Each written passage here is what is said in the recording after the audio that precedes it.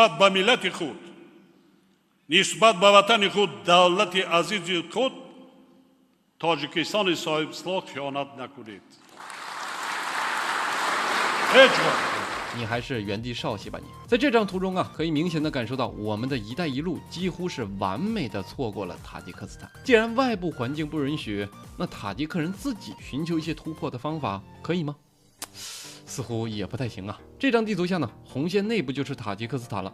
整个国家的山地和高原占到了90%以上，在这90%的山地和高原里啊，有一半的面积在海拔3000米以上。由于半个塔吉克斯坦呢都处在了帕米尔高原之上，于是呢也有了高山之国这样的称号。